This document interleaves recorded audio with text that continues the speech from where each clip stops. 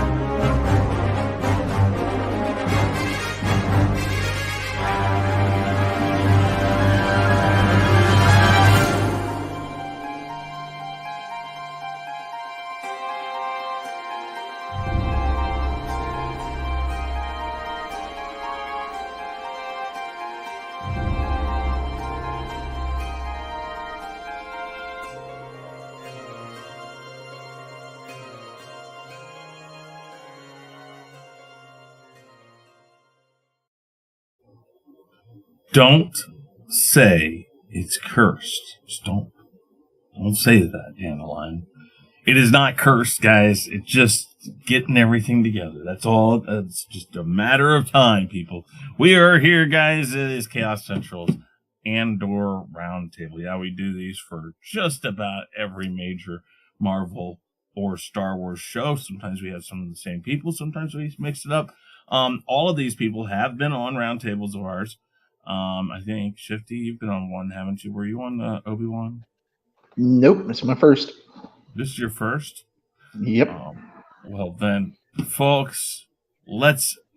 Hey, Austinator Nindroid Positive, should we welcome him with the traditional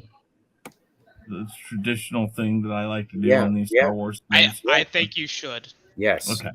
All right. So, Shifty, welcome.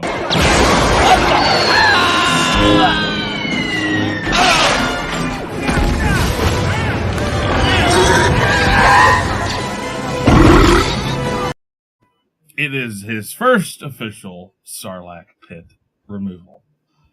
Ah, yes. Gotta love that. Gotta love it. So, there you go. How you feel, Shifty? Feel good? Dang. Gotta do it. You got to. Anyways, guys, we're going to go right around and let everybody introduce themselves. First, we're going to start right here with Mr. Positive Candor. Positive, tell you everybody about yourself, please. Yeah, I'm Positive Candor. I love Star Wars. Very good. Austinator. Hello, everybody. I'm the Austinator. You may know me. I'm well known around these parts of the universe. As somebody who now currently dislikes Star Wars, I don't hate Star Wars, but sometimes they just do some things that just make you wanna just go over there and hit them with the RKO, But it's gonna be interesting what I talk about tonight. Just check me out. I sometimes I'm on stream, sometimes I'm not. It just depends on how much they can really afford me. So, Chris, thanks for having me on. It's gonna be interesting. Would you raise your rates again? Listen, zero times anything is still zero. Listen, I'm a hot commodity. I gotta. Yeah, exactly. College still hasn't taught you much, though, because again, 0 times 5 million is still 0. Well, that's wrong, because if you add another 0 to that list of zeros, then that just equals more zeros. And next, it's Nindroid243. Nindroid, tell everybody about yourself, please. All right. You guys can check me out on my own YouTube channel, where I'm doing quite a bit of new stuff. Star Wars content is coming back. Galactic Chat is sometime coming back as well. I was just at Comic-Con, so yeah, you know. Ooh, were you? Probably yes. How was that? It was a local one. It was good. It was good. I got a lot of stuff. Very good. Very good. Yes, but anyway, guys, yeah, I'm just interested. Very excited to talk about the 4 episodes. Awesome. And last but not least, again, like we said, the new person to the panels, it is Shiftle. Hey, I'm Shifty. You can find me in the chat usually for all the Chaos Central affiliated shows, and you find me on the Twitter. And I was just at Walmart. And that's supposed to be a good thing? Oh no, but I mean, I had to try to top Android there. Oh, I see. Yeah. Ask Yeah. Austin, there's no way like Walmart tops anything. No, we don't talk about Walmart. Yeah, we don't talk about that. Yeah, Oh. that's crazy. Well, I am Chris Knight. The Real Review 3000 is my channel, guys. All sorts of crazy, whacked out streams. This week, we're going to be doing episode 2 of the Rumble. Revenge of the Rumble season 3 is what it is. And I'm hopefully this Sunday, we will be back to doing Name That Tune and start it finally. Hopefully. Anyways, there's lots of stuff like that.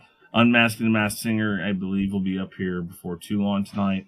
And I gotta say, those of you who might watch it, thank you very much. It just the last one hit 22,000 views. It keeps Holy going shit. up by it keeps going up by like 2,000. So last year, when I did the last season, it started out like 4,500 views. By the end of the season, it was at 18,000 something. Last one was 19,000 something. This one is, or the first one this season was 19,000 some odd views. The next one was 22 some odd thousand views. So it's going up, and Good deal. yeah, I mean, hey, now I just want the Masked Singer to be a year-round thing. I mean, because if it keeps going up, it's like, what the hell? Anyways, let's talk Andor. Really quick. This is not a part of our format, but let's go around really quick. Was anybody, quote unquote, excited or looking forward to this series? Let's just ask that across the board. Start with you, Positive. And if so, why or why not? Not, well, can I say not originally? Yeah, sure. Because we all know Andor dies, basically. Okay. And yeah. So that's, but yeah, I'm more interested in the side characters than Andor, believe it or not. Okay. Just because we know his ending. All right. Very good. Hey, Ostinator? You know what? I'm gonna use more of the complicated yes and no, mainly because I say yes because it's basically an original character. It's not like a legacy character, and it's a prequel to said legacy or not legacy character, but an original character. So it's like, well, you can't really fuck that up. But I also say no because, kind of like Positive said, it's a prequel to a character that we know who's going to die.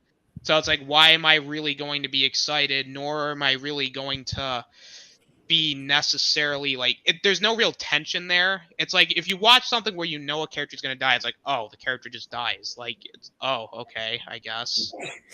And but also the thing is too, it's like with Andor, I thought he was a good character, but I didn't find him necessarily the most particular interesting part of Rogue One. Like, I still think there were like better characters like the droid in the movie, but I mean, it was yes and no for me. I mean, that's just really my answer.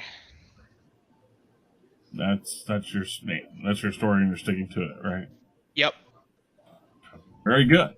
Nindroid, how about you? All right. I lean more as I was excited for it because it's by the same writers of Rogue One. So, and I loved Rogue One completely. And I was like, you know what? This guy is a Star Wars fan. It's like, I actually have faith in the show and all of that. And also, all the reviews and reports of it's going to be darker, it's going to be more serious, it's more adult Star Wars and all that, which very had me more intrigued with the whole show. And Andor, just like what Austin said, he's not a legacy character. So I was there like, yo, what? They can actually really develop Andor's character because honestly, out of everyone in Rogue One, he was like my least favorite character of the heroes. So I was, very intrigued with it, I'll say. All right, very good. Shifty. Okay, I was kind of mixed on Rogue One. I don't think it had great character development. I think the action scenes and stuff was well done, and the side from the Imperial angle, I thought that was well done. But of course, they had a little bit of behind-the-scenes squabbles, and Tony Gilroy took over and supposedly saved that film. And as a result, he got a 2-season deal off of that, 24 episodes, 2 seasons. And, I'm a big Tony Gilroy fan of Michael Clayton, the Bourne films. And I was, pretty excited that he was going to finally have, or Disney was finally going to give someone of, that stature creatively a show in the Star Wars universe. And after seeing the teaser and the trailer, I was like, yeah, this is the right move for them. I know a lot of people wasn't excited about it, but I was, just because he was attached to it. Okay, very good. I'll say yes. I've been reading that this is a possibility. I think it's positive. You were saying something about before we went live about this was like we'd heard about the underground type thing. I think this does go more into the grounds of what Solo tried to do, which was establish the factions of criminality in the galaxy, the Star Wars galaxy. So Boba Fett kind of did that. This might kind of get into that. It's all the underbelly of stuff. And even though we're talking about something that, hey, Nick Weiser, good to see you. Derpy Gaming, thank you guys. Share the stream out, guys. Grab that link, smash the like button. I appreciate it. But when I started seeing the pictures and stuff, I was like, wow, this is nice. Because I think a lot of Star Wars, the story is where it's taking place. And while some of this stuff looks familiar, we're starting to see a lot more stuff. We saw it in Obi-Wan, where we got to see a lot more of Alderaan. And we're seeing stuff in this. We're seeing cool little places. And that was the whole cool thing about, at first, Disney taking over Star Wars. Everybody was like, oh my God, it's limitless what they can do. And it's nice to see these people doing these series, at least understanding that there's a lot there that they can take from. And a lot of these series haven't been afraid to take from the legends, quote unquote, or the, the EU.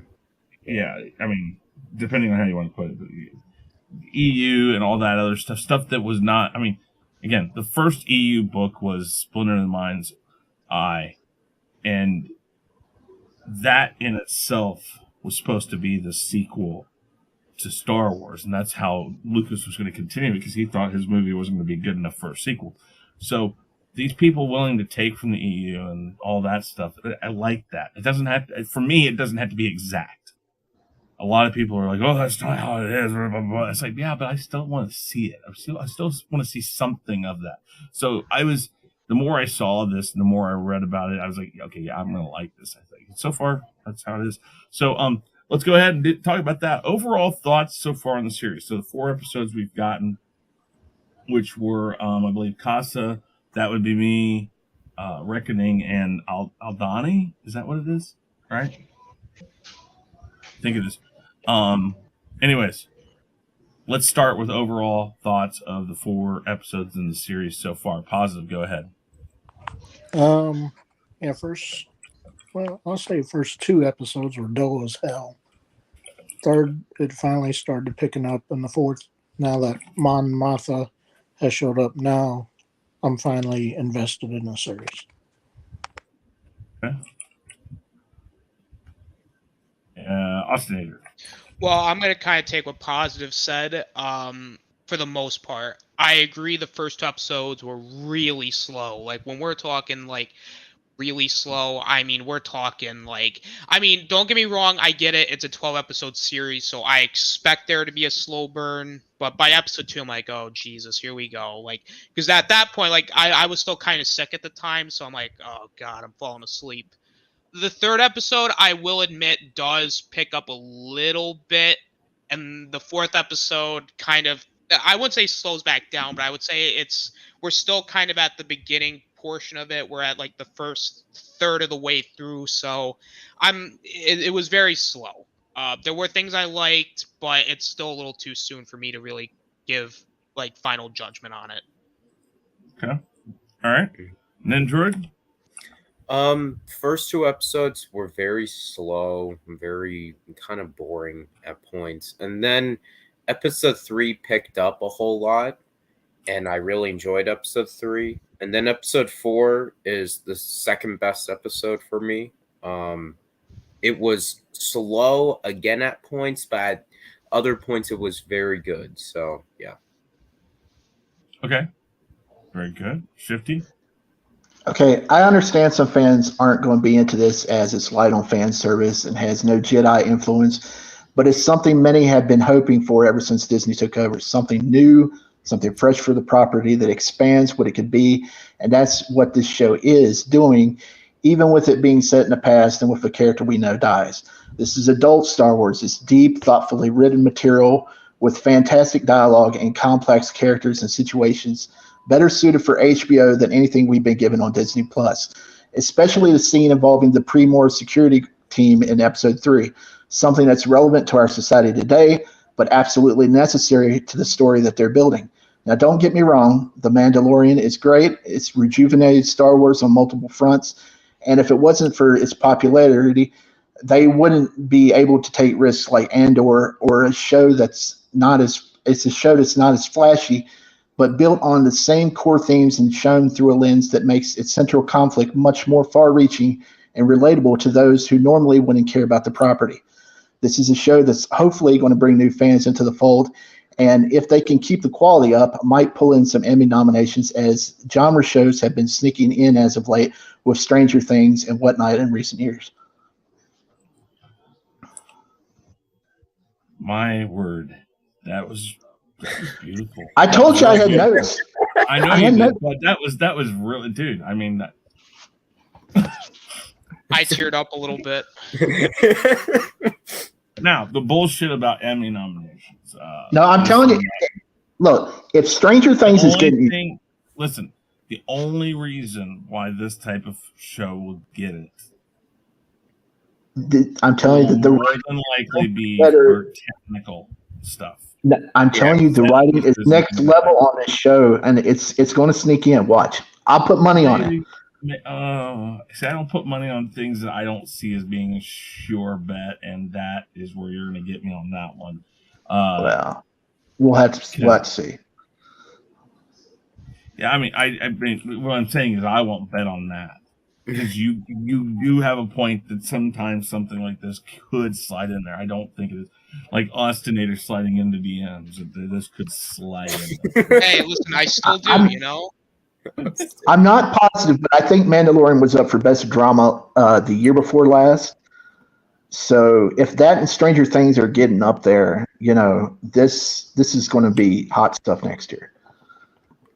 Mm-hmm. That's it. I mean, I'm not going to say no, because by all means, there's no way I'm going to tell anybody I know for sure on this type of thing, because it could. My overall thoughts, though, are as such. This is gritty. It still feels like Star Wars, but at the same time, it doesn't feel like Star Wars. there are a lot of things going on in this that, again, why I found Rogue One so compelling was we know the prequels. We know the original trilogy. What we don't know is how did this organic rebellion begin? And we kind of got that feeling of when it really, like, momentum started to shift from Rogue One. This is showing us how they pushed up there. This is what they should have really focused on instead of doing the sequel trilogy right away. And I know if they had focused on this instead and not gone and gotten Carrie Fisher and all of them, Carrie Fisher would probably still be gone. We don't know that for sure. May have been the fact she was acting more again. But whatever the reasoning is.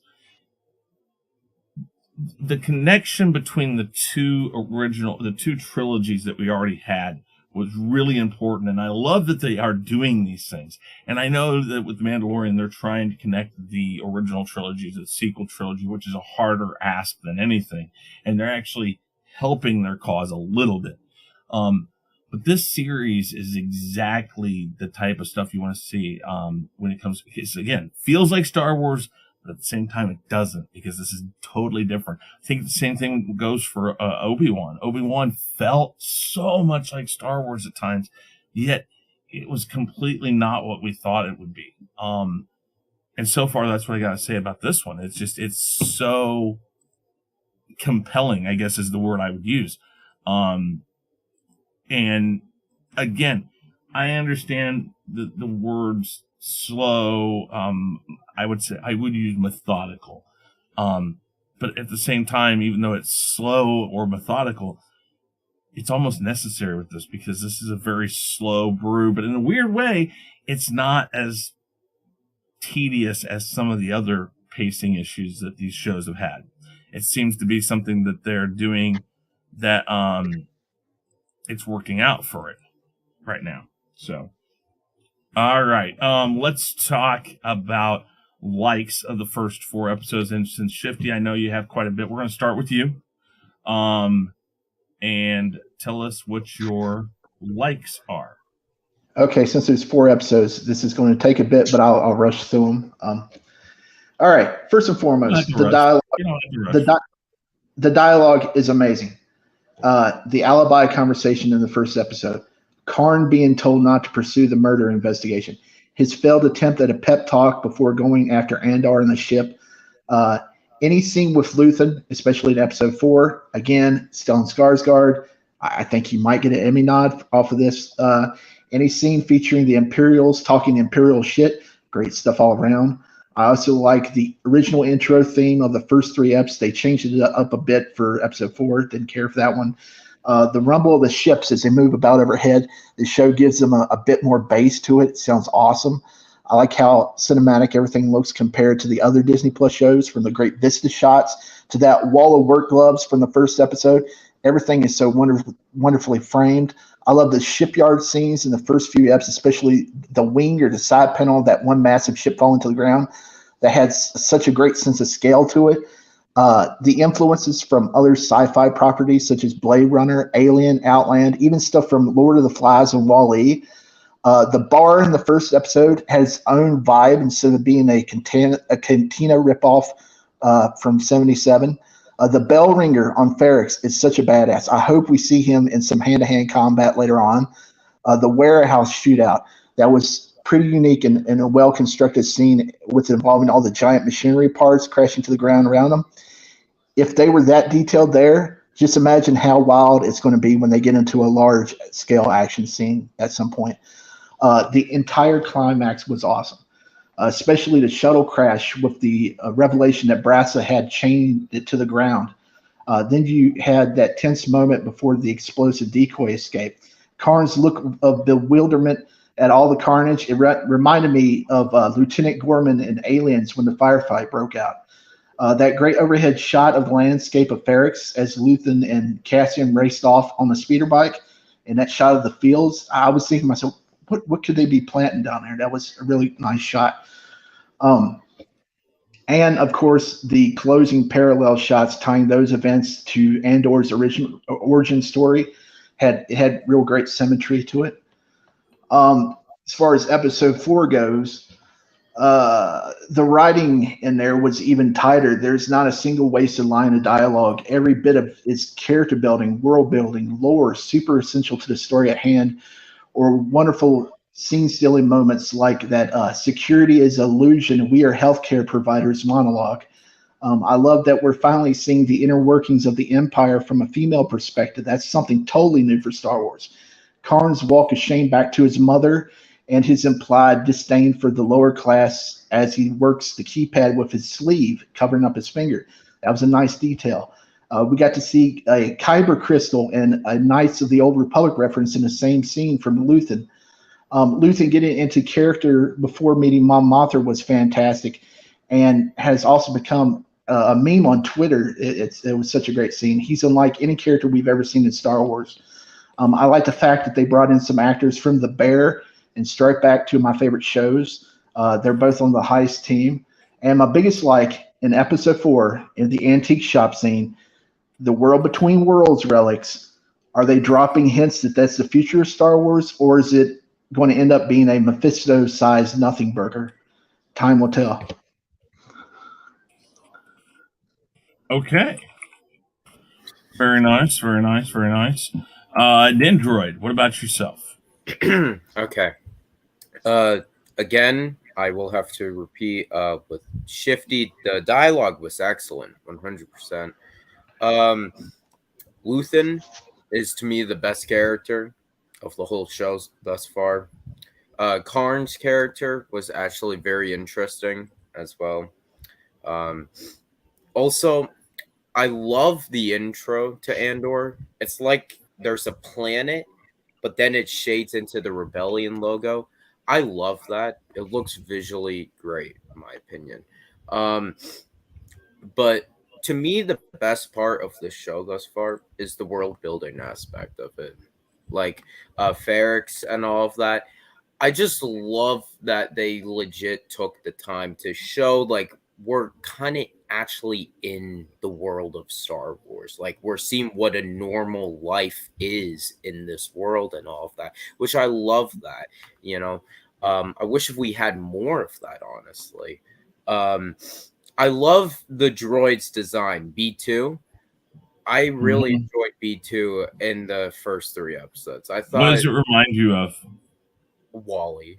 Thank you. Okay. Yeah. I just want to make sure I'm not the only person. That, Like, it is the more real life, practical Wally. Like a little mining droid of some sort. Yep. The warehouse sequence and the spear bike sequence in episode 3, phenomenal, excellent. Seeing Mon Mothma again in episode 4 was great as well. And also seeing the Imperial officers debate and argue adds to their characters and all of that, adds to the Imperial side of things, which I always liked seeing the officers just argue about Imperial shit. So yeah. And then also, thank you, Shifty, for pointing it out, because I also did. The Kyber Crystal and the Old Republic reference. I love that as well, because it just references them. And, you know, we need to connect more to the Old Republic era, in my opinion. So, honestly, yes, those are my positives. Okay. Very good. Guys, make sure that you vote in the polls that I've got going on right now. K-Dot, what's going on? Yeah, no, I don't know. I think it's very interesting how they're doing it. So thank you for stopping by, K-Dot. I appreciate it. Make sure you grab that link, share it out there for us, and smash that like button. Now, Austinator, what are your thoughts on this? Your likes? Well, fuck, I can't top Shifty, but I guess I'll try. Well, the one thing that I will praise is something that I've been complaining about with some of these shows is some of the episodes are way too short. And I've been saying, hey, some of these episodes should be longer. And I will give Andor props because each episode's been about 40-ish minutes to about 30, 40 minutes, which that's perfect. I think for a 12 episode series, 30, 40 minutes, great. I actually will give them props for it. And I also like that the show is longer than just like 6-9 episodes. Because again, so it'll be hypocritical of me to say, well, these episodes are too long, they're boring, whatever. Because that's something I've been asking for, is these episodes to have more length. And I will say the intro to Andor, I agree, is really good. The music and just the overall presentation looks great. I'll save the acting, but I will say the visuals again look great. But I've come to expect that when it comes to like Star Wars stuff, the visuals will always tend to look really good. There are like, I think there's like one particular scene in episode 3 that I really liked, and that was when they tricked the patrol, and where they had the speeder, and then the speeder blew up, and then they went off on the bike. I'm like, oh, that was actually really cool, because that was like, at that point, I'm like, oh geez, I'm really hoping for something really cool to happen. It's like, oh, okay, that was pretty cool. The flashbacks, I will say, are done pretty well. I think they are implemented well enough into it. It's not like Boba Fett where you watch, like, the flashbacks do not overtake the episode, if that makes any sense. Like, I like that you get them, but you still get enough of the current time, because that is what Boba Fett, or I'm sorry, the book of Anything But Boba Fett suffered from, and that was too much, where I think we're getting enough, but they're not overdoing it. The droid was pretty fun. I will agree, I like seeing Mon Mothma again. The stuff in the antique shop, and you had Luthen dress up, and you have him like doing like the whole, like, just to make sure no one knows who I am type of thing. Like, I thought that was pretty interesting, and seeing Coruscant again after all this time is actually really, it's a nice breath of fresh air. It's I would say overall, though, like, other than maybe a couple small things, like, there are a couple characters I do like. Like Mon Mothma was back. That was cool. I will agree, Luthen is a very interesting character, but right now I wouldn't say it's really hard for me to care about him, but it's like one of those things where I'll say that for my negatives, but kind of like what Nindroid said, I do like seeing like the Imperial stuff, and like seeing them like not necessarily argue, but just having like this more like conflict of interest, more like they want to do what they think is right. Like, you have the two officers, and they're arguing because the female officer, I believe her name is Miro or Dedra, and so like she's fighting one of the officers because Andor had the the ship thing, and so it was like, and then she's like, oh, I want your reports, and he's like, no, and then the supreme officer, I'll call him like just the executive officer, he's like, no, like, no, you do your own thing. You should do your own thing because you need to better yourself and you need to get ahead, type of thing. So, I mean, there are some things I did like.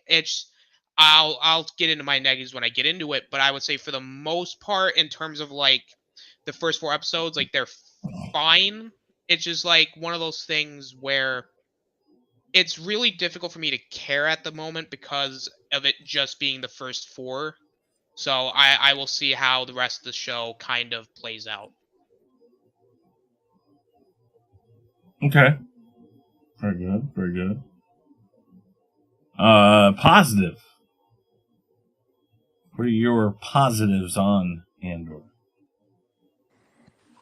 Yeah, I think Lucen is basically akin to Palpatine to me. That they're very similar.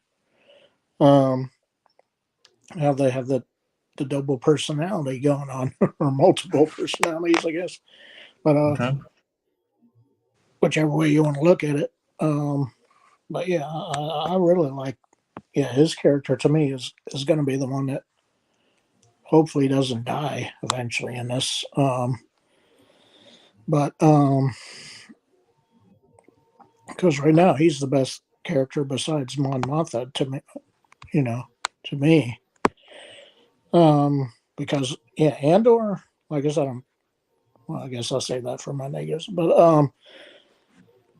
But yeah, really like Lucen's character, and that's why I thought, at least with episode 3, it finally picks up to the story of him, of basically being recruited to the rebels. And I do like the rebel symbol. It does kind of reminds me of a bird claw type thing. As far as the way the symbol looks. So, and yeah, and plus you got the Millennium Falcon, which is a bird. So there you go. But I keep on going back to the claw thing because the rebels basically kind of sink their claws into the Empire without the Empire even knowing it. At least in the original trilogy. And since this is 5 years before the Battle of Yavin, is what it specifically shows on the screen. I don't necessarily consider this in the prequel trilogy territory either. I consider it, basically kind of part of the original trilogy, since it's, within 5 years of when that happens, Okay. Anything else? No, those are my main. I mean, everybody else has said all the good stuff that was in it. So yeah, I was just pointing out other things. Okay, that's perfectly fine. I would say my likes of this so far.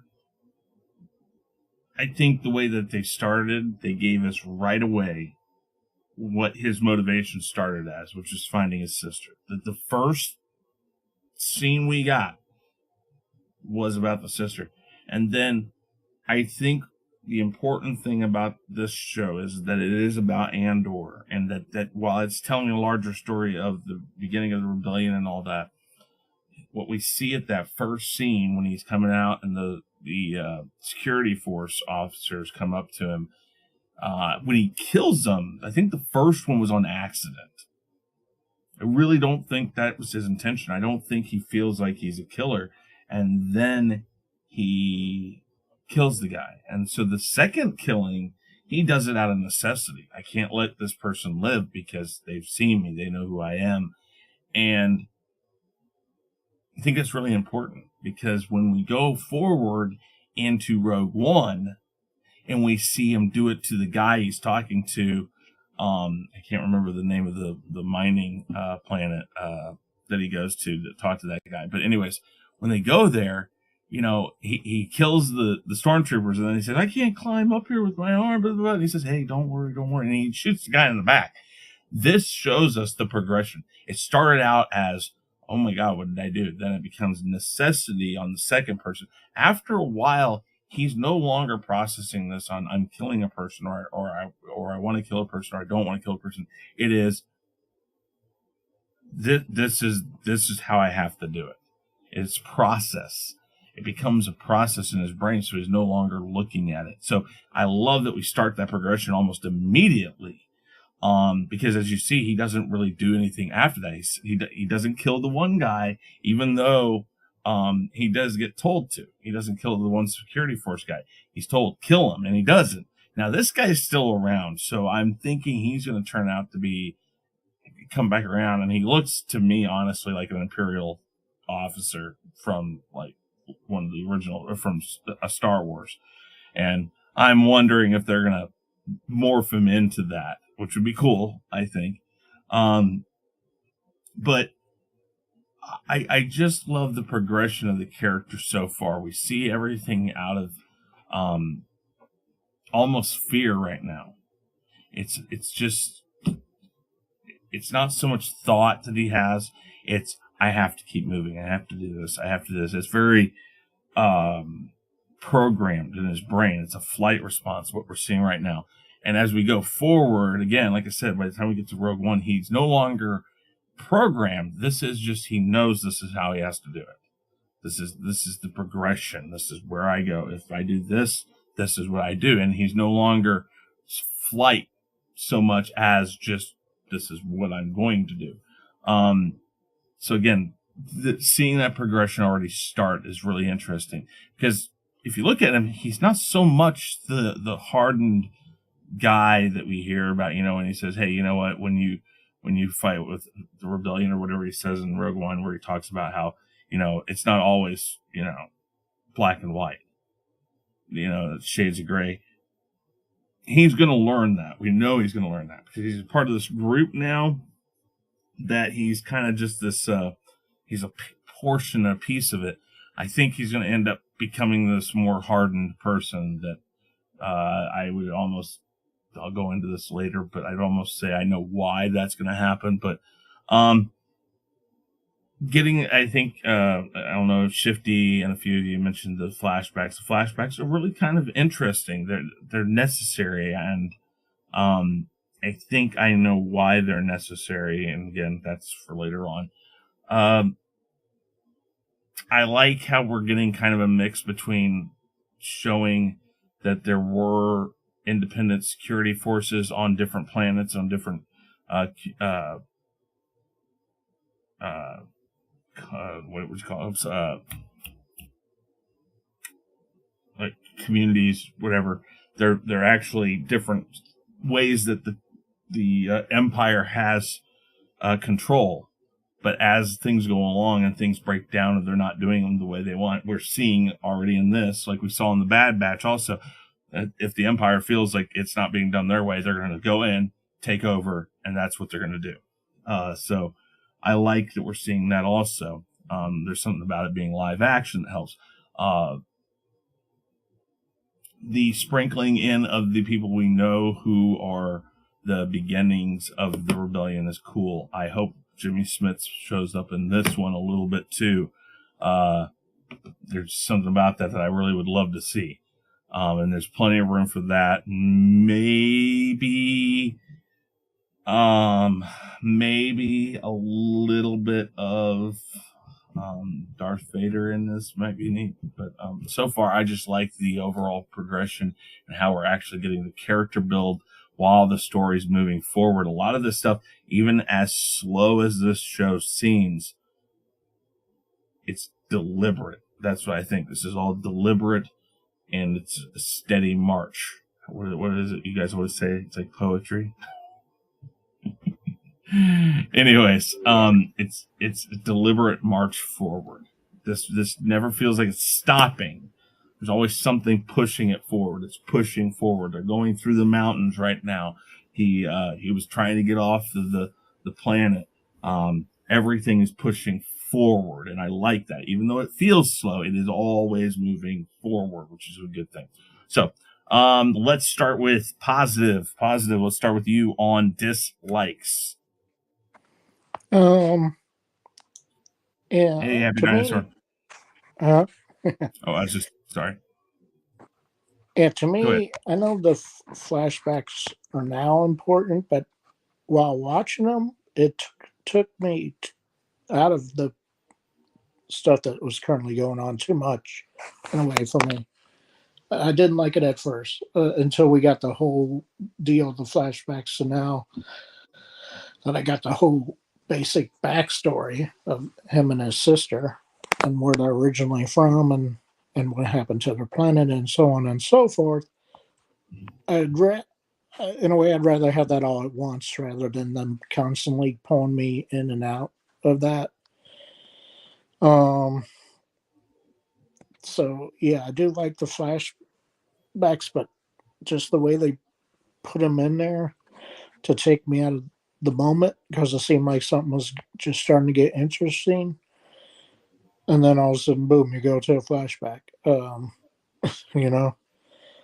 So kind of took me out of the episode in a way. And then again, having Andor as the main character, even though he's going to eventually die, means he has unfortunately plot armor throughout this whole series, and that's in a way. It doesn't matter how much they up the stakes because he'll make it out alive. Whether anybody else does, probably not. I would say pretty much everybody except for Mon Mothma is basically dying eventually, one way or another. So that's in a way a bad thing because only certain players survive, I guess, in a way. And we never heard of Luthen before, so I doubt he survives. We never heard of anybody besides Andor before. So, like I said, it's kind of even though I like Luthen the best, I don't want to get too attached to him because I figure he's going to eventually get killed. Whether it's this season or next season, I guess we'll see. But yeah, I mean, Mon Mothma is basically right now the only character that's making it out of this series alive that I've seen so far. So whether that's good or bad, I guess depends on your viewpoint of that. So yeah, and then yeah, I'm sure most people will not like that Andor's basically a cold-blooded murderer, and now being rescued by the rebellion, basically to take him away from being killed, until he's eventually killed.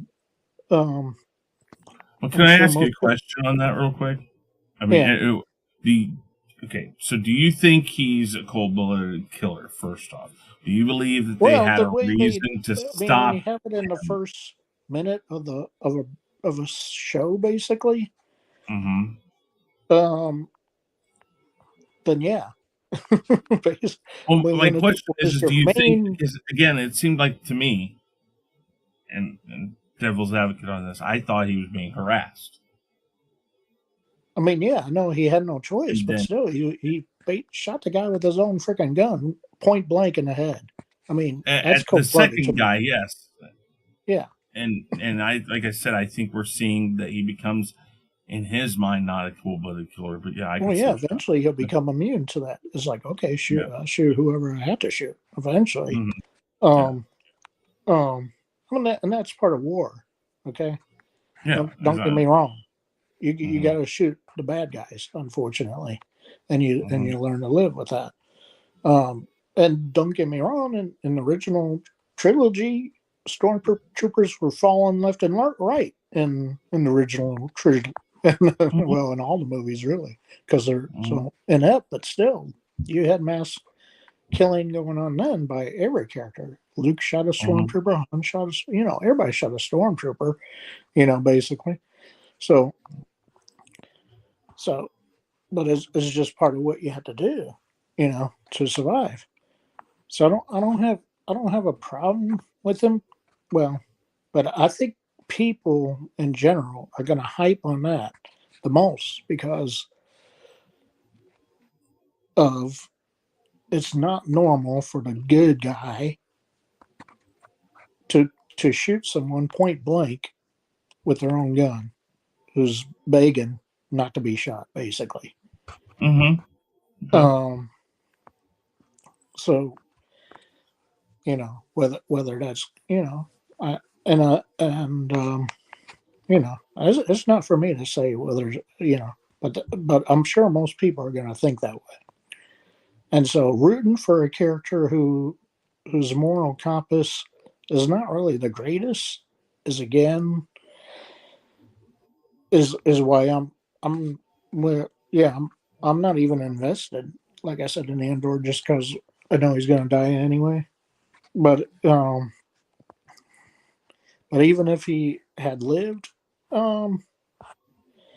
in Rogue One, if they had somehow made him get off of there somehow, then it would be almost like, oh my god, So then would this stuff be even worse, though? Yeah, I don't know. Yeah, those are my main negatives of it.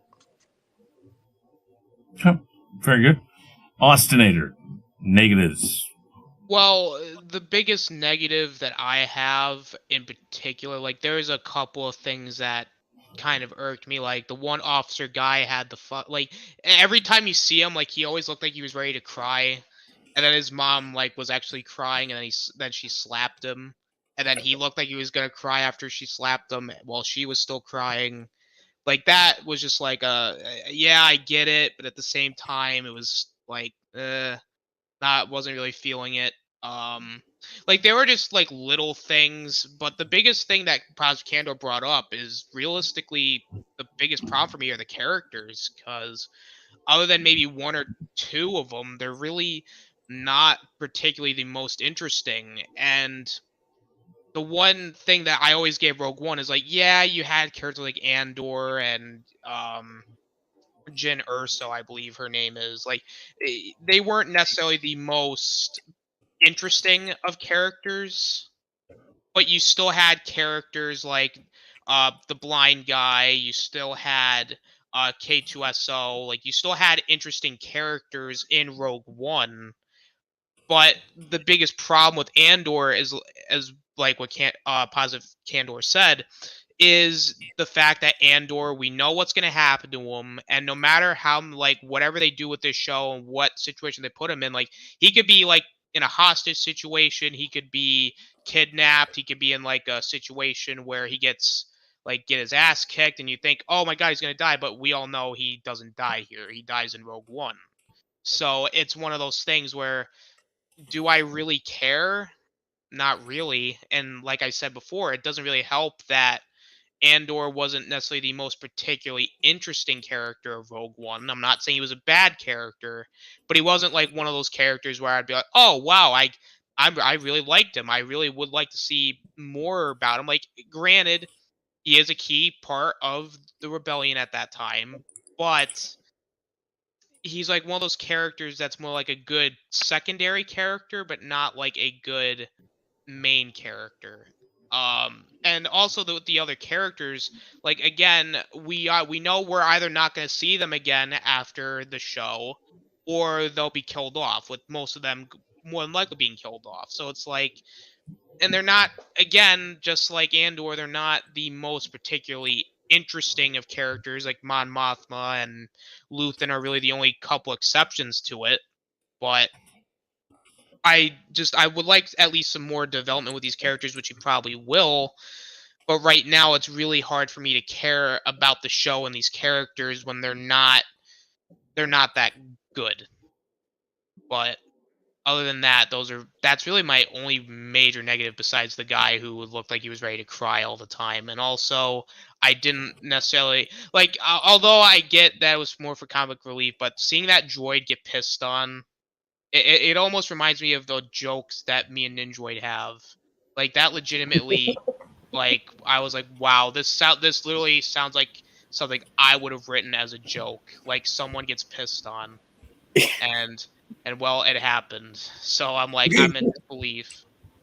But I will say, though, going back to positives real quick, I did like seeing seeing an actual, like, security force, like, before, like, the Imperials really take over. Like, they're just like, oh, we need to take care of the situation. All right, well, let's go take care of it. And then they get humiliated, and then the Imperials like, no, go away. We don't want you anymore. You're fired. You're fired. You're fired. Yeah. Danny said that Austinator, you said nicely that this show sucks. Listen, I try to be nice, but I also try to be really critical. Okay, so we need to Starlight Pit, Danny. We need to Starlight Pit, Danny. I can't. Sorry. I can't. he has a right. Listen, I've read some of the crap you've written in the She-Hulk Roundtable. Hey, let's don't bring that up. Let's forget about that. Let's move on. Yes. Okay, Austinator, you have a choice. You're going to be super glued to a wood chair, strapped down, tied down, and your eyes are going to be like, if you've ever seen A Clockwork Orange where they peel his eyes open and he can't close them and all that, that's what's going to happen to you. But you get one choice, and your one choice is it's either this series or Loki. Oh, 100% this show. I mean, at least this show. Look, listen, I've talked shit about Loki, but again, like I said before, it's not the worst thing of Phase 4. But if I had to be given a choice, I'd watch Andor, because at least Andor has at least a more, I guess, straightforward, in a way, story, and it doesn't, like, do the whole multiverse stupidity of, oh, Loki wants to fuck himself, and also all those other stuff, and just a lot of sillier things. So, I mean, I guess Andor, but it's like, again, it's like with Andor, it's nothing really, it's slow. Like, that's really, it's slow, and just, but then again, it's 12 episodes, so I at least expect it to be slow. Do you But feel like it's moving forward, though? I mean, I think it is, because yes, listen, it go ahead. it is. I don't think it's necessarily, it's not doing it in like a fast pace, but at least No. but I do appreciate it being at least a slow burn, because now they have an excuse for it to be a slow burn. Like, if this was like, Book of Anything But Boba Fett, where you do only like a few episodes and then Andor chooses not to show up, then I'd be like, well, what the hell? But, hey, at least here now they got, at least, hey, Andor showed up more times than Boba Fett's thus far, so hey, I'll give him points for that. Okay. All right. There you go. Okay. Nindroid dislikes. Okay, my biggest dislike is the pacing of the whole show, actually. The first 2 episodes for me, I did not like the constant flashbacks all the time. Kind of took me out of the moment, just like what Positive said. So I would have actually just put the flashbacks all in the beginning of the first episode and just told it more chronologically. Also, I did not like, as much as I loved like the development of the world building and all that, did not like that they introduced so many characters within like the first 2 episodes, and we're all like, okay, well, who are we actually following here and who are we not following? Like, there's some of these characters like Bix and all of that. It's like, are we gonna see her again? Are we gonna see his adopted mother again? Like, where are we exactly going with this show with characters? Because the only like 2 main characters that we're sticking to, or 3, Andor, Khan, and Luthen. Those are the only 3 characters so far. So I just wished if they kind of took back like some of the characters and just narrowed it down to more of those 3 in the first 3, and just, you could have cut out a lot of the stuff. Like, to me, the first 3 episodes could have been trimmed to just 1 episode, honestly. Like a You good. think that's why they put it all in one night? Yeah. Wait, what did you say? Do you think that's why they put the first 3 all on one night? Yes. They were all released at one time. So, okay. Yeah, right. Because basically they're good with just one, like the pilot, basically. So yeah. And also, episode 4, as much as I liked the Imperials and all of that, like arguing, even some of that stuff, I'm there like, okay, why are we now like seeing them legit debate? Like, it's something that I see in class, for God's sake. They're debating like children a little bit. And I'm there like, okay. I'm a little bit leaning to negative on that, but I get it. As well as, what else? Also, the way episode 4 ended.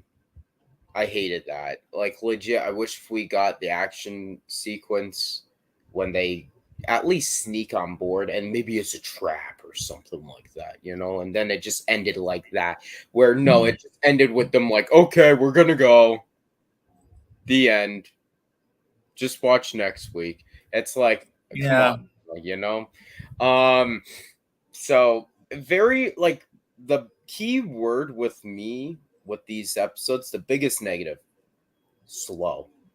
The pacing is just slow. Now, that does not go for episode 3, though. I thought episode 3's pacing was great. So, yeah. Those are my negatives. Okay. All right. Very good. Shifty? Negatives. Well, first a positive. I fucking love spam. Also, now I want a kind of a rebuttal here. The reason why they had the flashbacks in there is because if you didn't have something to buffer Karn's progression with his investigation, it would be too crammed together. You had to have something to buffer that out.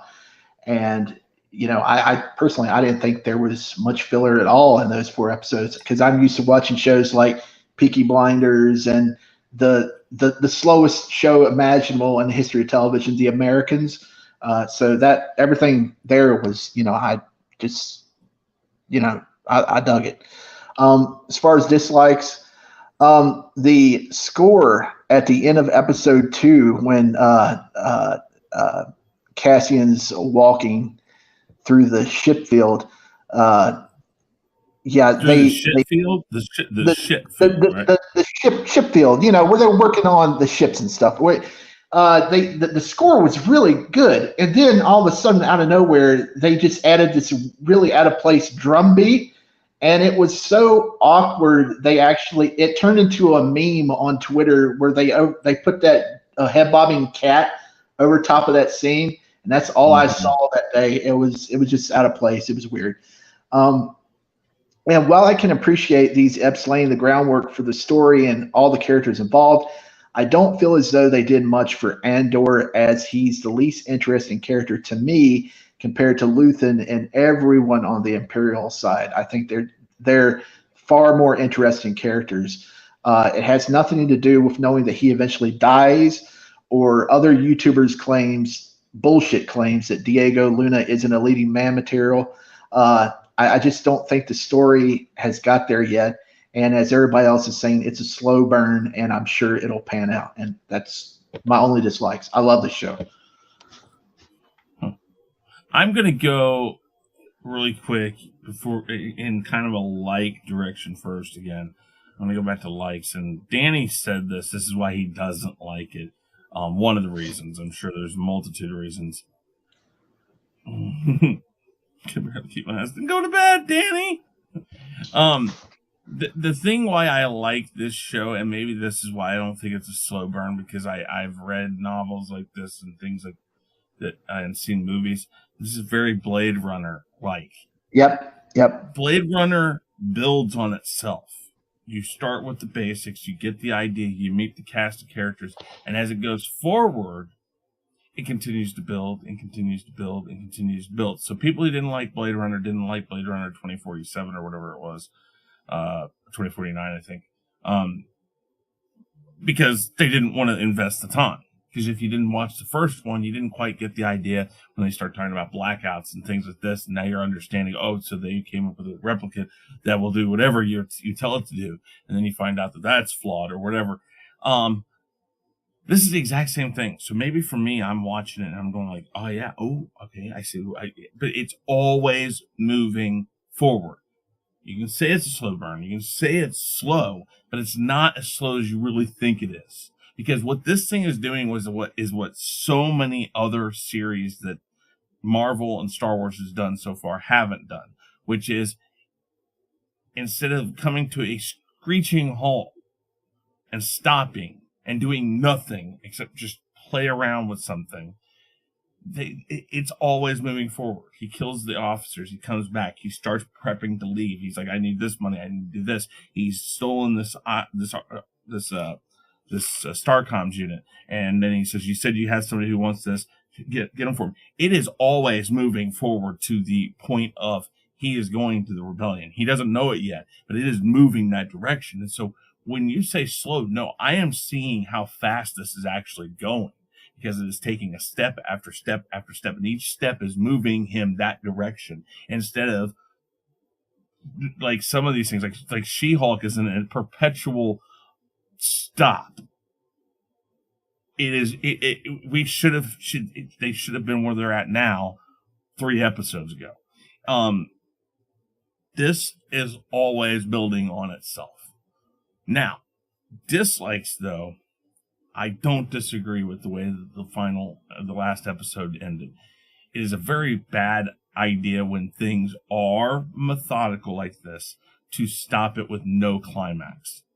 That is very unnerving, because you could have at least started the firefight, you could have started something happening and then cut it off. That's how you do a cliffhanger. A cliffhanger of people walking, basically. It's not a cliffhanger. It's just like and so there's a lot of no, I'm not stealing. I gave you credit, Danny. I gave you credit, because that's why you don't like it. That is why I do like it. Is because I like that noir-esque storytelling. Again, very deliberate, lots of building blocks, and it's building towards the final act, per se. At least I hope that there's a final act of season 1, and that we continue from season 1 to where we're going to learn a lot more about him going into Rogue One. But there is things that are still happening that, I guess I would hope by now I would have liked to have some familiar Imperial characters in this. Maybe Tarkin, maybe not. But some people that we can see. Again, we've talked about in the other stuff. Rex showing up, maybe. Some of the clones should still be around at this point. We don't see them, and it's like we've made reference to the clones are still around in the Bad Batch, which happens a little bit before this.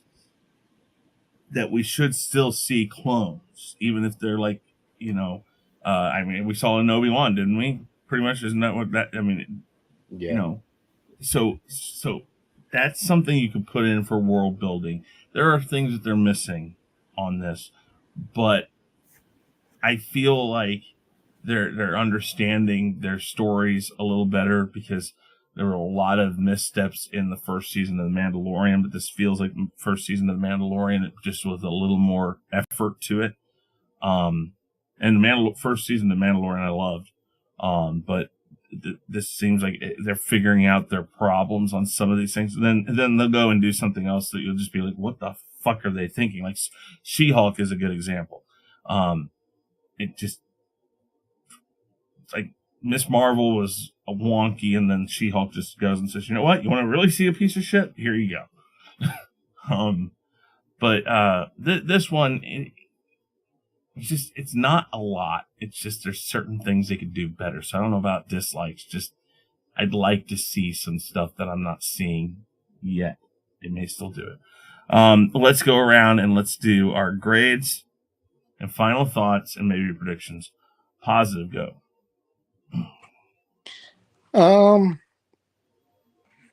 Altogether for the grade? You can either separate it out in 4 or a complete grade for the first 4. Okay. Well, first 2 episodes D for dull. Then episode 3 and 4, yeah. Well, I'd say at least a B for sure for those 2. Well, I could give Danny a reason to like this. Mace Windu will probably show up. There you go. And it could happen. I mean, there's a lot of people who are speculating it will happen. Coruscant at this point, or no? No, they've been wiped out. This is after the purge, but there are some around. We know that. No. Okay. So the Inquisitors. This is probably about the time the Inquisitors start getting formed. Okay. Never mind. Yeah, I don't know why I thought Jedi. But okay, Mace Windu could still show up. Since it's on Coruscant. But maybe. Yeah. Otherwise, yeah, like I said before, the only person right now surviving out of this 2-year series is Mon Mothma.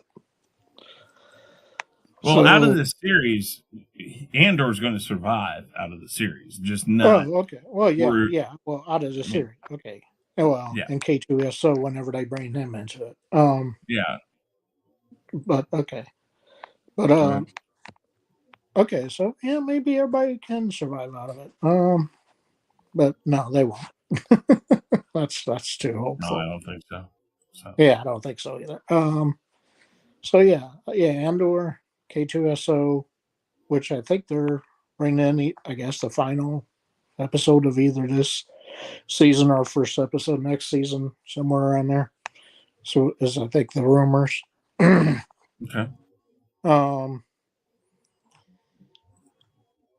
I think once they bring K2SO in it, then I'll probably be more invested in than them than Andor too, but which will be even worse. But so to maybe see how they get them. I'm sure they'll devote a whole episode to how they get K2SO, which would be cool to see. I'm kind of looking forward to that. But yeah, otherwise, yeah, that's my main prediction is, yeah, whenever, yeah, that I guess probably everybody but those 3 characters, Andor, K2SO, and Mon Mothma, will probably die one way or another eventually, unfortunately. Okay. Anything else? Nope. Okay. Nope. Austinator.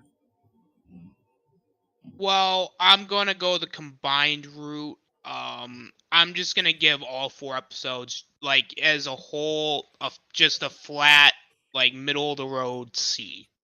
Like it's not bad. It's not the worst thing ever. Like it's not like bottom of the barrel Star Wars. Like I've seen way worse. Like this is more on the lines of, I would say, it kind of gives me like those Solo vibes, which I've complained about before with Solos, that I thought Solo was completely unneeded, unnecessary, and it just flat wasn't great, but just eh. This is more under the lines of that, but at least here you have some sort of indication of where it'll go in certain areas. Like, I mean, it's just, again, the characters are just not that good to where I really would be. I'm not like out yet, because again, we're only like 4 episodes in, but I do like it is going to pick up. It is definitely going to at least continue, like, and it'll pick up the pace. We'll get a little bit more action here and there, but I do like the development of stuff. But would I take this over Revenge of the Sith? No. Would I take this over Mandalorian even? No. Would I take this over an Obi-Wan Kenobi? Maybe. Like, it's just right now, it's like one of those things where it's just middle of the road for right now. I'll wait until maybe around episode 6 or 7 before I really have more concrete, like, oh, this show's either going to be good or bad. Because beforehand with some of these shows, it's like, oh, yeah, it's really good the first few episodes. And then later down the line, it's like, oh, this shit is crap. You know what I mean? Like, because it's like with me and Loki, the first couple episodes, I'm like, oh, this is all right. It's pretty good. And then I watch it like, oh, this is the worst fucking thing ever. Like, oh my God.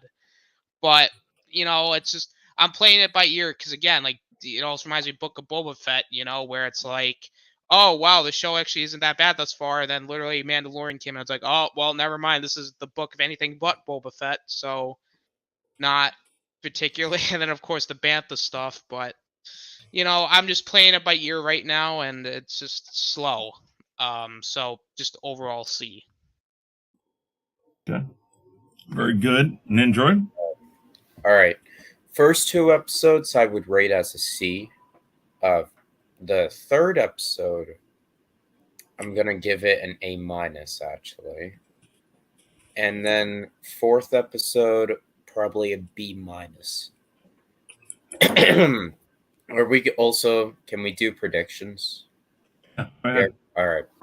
My predictions, I actually think B2, the droid, might be K2SO.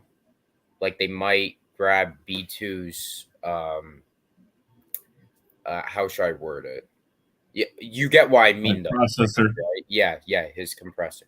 Yeah, and legit put it in because we do know K2SO was an Imperial droid. So He's a and reprogrammed Imperial. yeah, exactly. So they could do that, and there were some lines of dialogue that I'm like, that's something K2 would say. So I'm like, they could do that. I think honestly though, I don't have a lot of predictions for it because Is Alan Tudyk voicing the other droid or not? I That's the know I question. don't think so. I don't think so though. That's the thing. No, but the thing is that the voice processor could be different because just because you change the processor does not mean you change the voice synthesizer. Yeah, that's true. So the voice could be with the Imperial droid. Yeah, that's actually right. For other predictions, though, I just think we're going to be seeing how Andor joins the rebellion, like what we've been seeing and all of that. We're going to see more and learn more about Luthen, which I'm very excited for. And yeah, I'm just very interested right now, but hopefully it gets better. That's my stuff. Okay. Shifty. Okay, a couple of things about Bix and the other people on Ferrix. I think we'll see them again. They wouldn't do that compilation shot of all of them just looking around and going about their lives. I don't know about I that. think no. I think because we know that the whole sector is under Imperial control now. I think that's setting up Cassian and Saw Gerrera coming back at some point this season or maybe next and liberating the area from the Empire. So I don't think that's the last we'll see of those guys. And the next episode coming up tonight, I think the reason why they couldn't, end it with like an action scene is because this whole episode is probably going to be them infiltrating the base, and then the next episode will be the action stuff. I think tonight we'll see the scene where they go down the dam, like in GoldenEye or whatever, and that will be the whole infiltration stuff. Also, I think Mira is going to kind of mirror Karn's arc in the first 3 eps. I think she's going to go against her orders to not, investigate what was going on. I think she's going to go and pay a visit to Karn, and they're going to team up, and they're going to, put their stories together and try to go after Andor or whatever. But for the first 3 episodes, I give it an A-, counting it all as one story arc. And the last All 4? episode, okay, gotcha. And the 4th episode, solid A. I loved it. Okay. So before I get to the polls and stuff, I'll give you my rundown of this. I'm just going to go with all 4. I'm going to give it a solid B+. I am close to A on this because I really like it. I love where it's going. I love the visual side of all this. But I just got to see them continue this. If we go another 3 or 4 episodes into this, and this is still going this way, and it's still trudging along and going the way I like it so far, with some high points and stuff, I will start giving these A's because this is on point, I believe. Now, again, not Danny's thing, fine. Not some people's stuff, fine. It's not designed to be like that. That's why they're not here. That's why they're not on this. And, again, Chaos Central is about that. Hey, you don't want to be here. You don't like this. By all means, don't like it. Say what you got to say about it. That's fine. We allow that. But I really, really like this. Now, I think that the chick we saw who's there in the Imperial officer that's the chick. Mira.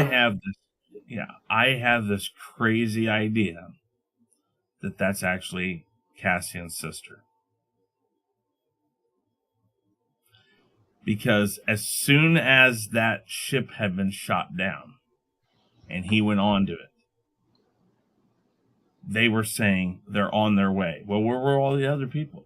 If they find all those kids and all those people, then they go and they find where their camp is. They take them. And what's the first thing the Empire's going to do? The Empire is going to try to take those kids and indoctrinate them into the system. And it makes sense because she seems very interested in this, in Andor, because of what she's already read about him. It's I can't remember what the planet was that they were on, but she's like, holy shit, because she probably remembers that's where I came from. Who is this guy? I thought everybody else was gone, or we were all captured, but this guy got away. It just seems like that could be the play. And that would even more so be a reason that if in the process they find out that that's true and she tries to help him in his cause, and in the process she dies, giving him even more of a reason to hate the Empire. Because right now, he doesn't necessarily hate the Empire. I think he is very much along the lines of some of the comments he made when they were sitting there talking about it when he brought the star. Yep. Are you saying that they changed her hair color too? Hey, listen, there's hair dye. Yeah. Chris, that's similar to another show we just got finished watching on FX. I'm not going to name the name of it, but we're talking beforehand a couple of months ago. You know what I'm talking about? I think so. Yeah. But, I think that could be a possibility in that Andor right now is a lot like Jen Erso in Rogue One. It's that comment she says, so you could stand to see the Imperial flag. Well, you don't see it if you just keep looking down, or whatever she says.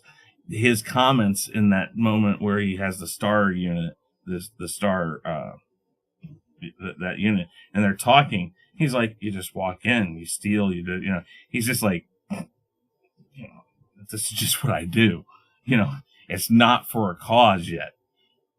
He's going to get that cause, and that cause has to come somewhere. So even if I'm positive, I understand exactly what you're saying, and you could be very right, but it wouldn't be the first time that they change things like that. Because remember, the Empire is based off of the Aryan nation. It's based off of the Nazis, and the Nazis were very blue hair, blue eye, blonde hair, that type. They had a very set thing, so they could change things of a person if they wanted to. I don't know. It's a theory. That's like my crazy theory here, but I do believe that wherever the sister will fit in eventually will go and be the cause for him to move forward and actually become an integral part of the rebellion, because he is very much the mercenary. It seems like he's like one of those top mercenaries for him. That general that's in Rogue One. They give orders, but then that general pulls him aside and says, "No, just go take care of this. We don't want to. Yeah. We don't want to." I'm just saying, because his sister had dark hair like he did, and this chick is blonde, basically, right? I understand, but people's hair color can change the older they get. We also got to consider why she was in the bar on Morlina 1 before he showed up looking for her, because she was supposedly working in the bar. Yeah, maybe I don't know. I've got no clue. But again, we'll see. Could his information be bad though? But his sister, I believe, is going to be an integral part, and I almost want to say that they'll figure the sister part out this season, and I don't think she'll survive. So she could be with Saul Guerrero. And then, she may know where the sister's at. Maybe that's another thing. I don't know. Anyways, that's what we got, guys. That's how it is. Let's go around one more time really quick and have you guys talk about your channels and what you got going on all that stuff. We'll start down there with Shifty this time. Shifty, tell everybody about yourself and your channel. I don't have much of a channel. It's just video game clips I upload for shits and giggles. You can find me in the chat, and you can find me on Twitter, and you can find me on Name That Tune, and you can find me here and there, and that's about it. Thanks for having me on. No problem. Nindroid? Yes. You guys can personally find me on my own YouTube channel, Nindroid243. We're over there. What if they want to find you impersonally? Can they do it the same way? What? What if they want to find you impersonally? Impersonal. Like not personal at all. Not personal at all? You said they can personally find you. I'm like, what if they don't want to well, find you? What if they just want to like not personally find you? Same way though, right? Yes. Just making sure, because maybe there's a different way to not impersonally find you. There's a different way. Maybe it's 1-800 go fuck yourself. I don't know. I mean,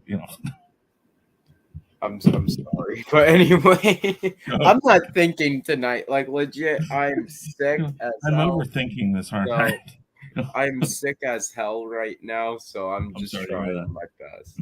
No, you're doing great. Go ahead. Sorry. Yeah, go check out my channel. I'm planning on doing Star Wars content on there about Andor and actually Kenobi as well. I'm gonna start reviewing because I didn't review Kenobi at all on my channel, so I'm gonna start getting those late reviews out. Also, Galactic Chat will be coming back sometime this month. So yeah, and yeah, that's really it. Thank you, Chris, for having me on. Indeed. All right, Austinator. Hello, I'm the Austinator. I don't talk about anything Star Wars on my channel because I barely like talking about Star Wars now as it is. Like, I barely want to talk about it here. But listen, Chris, pays me the big bucks to show up on these streams. You got paid? Yes. He paid me those $0. He paid me those Morbius dollars. You know what I mean? Like, we're talking those Morbius money. And listen, so realistically, I might not be here next week if Chris can't afford me, because I'm just a hot commodity here. Listen, I gotta I gotta up my rates. The rent and the quarter's not going very well. Mm-hmm. It's that time I can't of year. believe you're not taking my cues here, because I was the original stream whore, and you sit here talking like you've raised your price. Listen, I told you don't have to raise your price. People will always ask you to come. That is I never get paid. No, you don't. But listen, I also am on Galactic Chat and Ninjoid's channel, but let's be honest. Star Wars, who wants to talk about Star Wars, right? Like we all know what we really want to talk about. Just spent an hour and a half doing it. Well, you guys, I think I spent the less amount of time talking about this episode, or because listen, Star Wars is just Star Wars, like I like talking about stuff like Cobra Kai and Wars, wonderful Star Wars. Now see, that was a fun thing. I like talking about fun things. Star Wars can be fun sometimes, but listen, Star Wars is overplayed. I feel like Marvel, also as well, because of the Loki thing, I will forever hate them for the rest of my days. I just now realized what he's trying to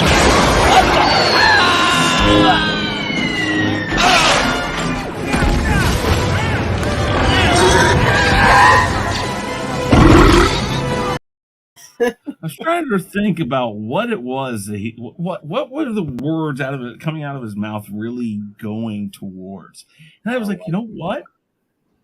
He didn't get a Starlight Pit. Yeah, I was like, he misses it. It's like he hasn't had that for so long.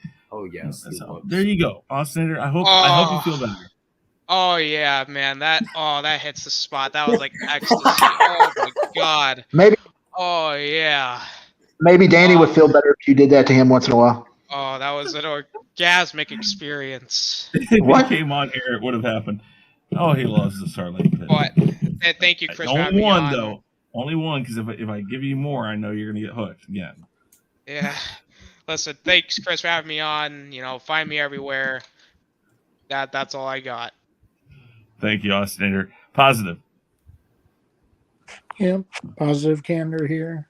I haven't really posted anything on my channel yet, but yeah, eventually I guess I'll get to it. All right. Is it the same link as the old channel? Probably not. Okay, send it to me in the private chat or in a DM on Twitter, if you would, please. I appreciate it.